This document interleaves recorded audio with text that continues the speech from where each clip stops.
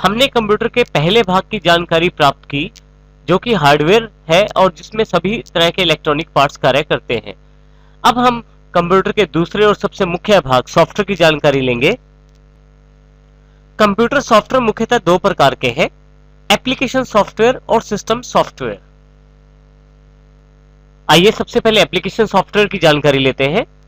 जिस प्रकार से एक स्कूल में विशेष सब्जेक्ट पढ़ाने के लिए विशेष टीचर होता है, जैसे मैथमेटिक्स के लिए मैथ्स के टीचर, इंग्लिश के लिए इंग्लिश के टीचर और हिंदी के लिए हिंदी के टीचर, उसी प्रकार से कंप्यूटर में एक विशेष कार्य करने के लिए एक विशेष सॉफ्टवेयर का प्रयोग होता है, जिसे हम एप्लीकेशन सॉफ्टवेयर कहते हैं।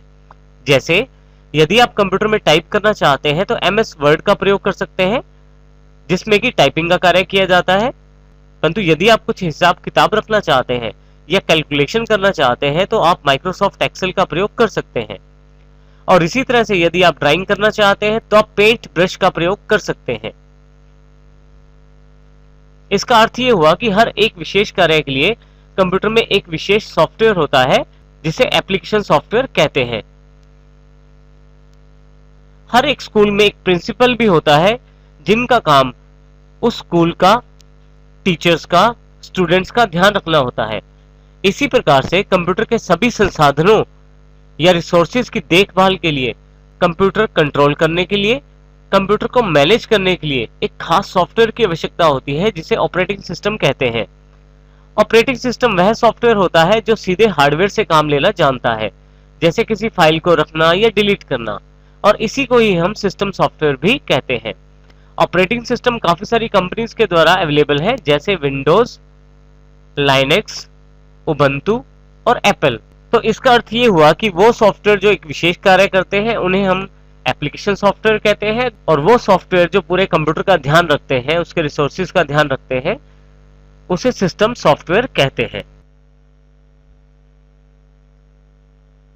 जैसे सामान्य जीवन में हम मापने के लिए इकाई, जैसे दूध के लिए लीटर, फलों के लिए दर्जन या किलो का प्रयोग करते हैं, उसी प्रकार से कंप्यूटर अपने डेटा को स्टोर करने के लिए बिट्स का प्रयोग करता है, जो 0-1 का प्रयोग करके बनाई जाती हैं।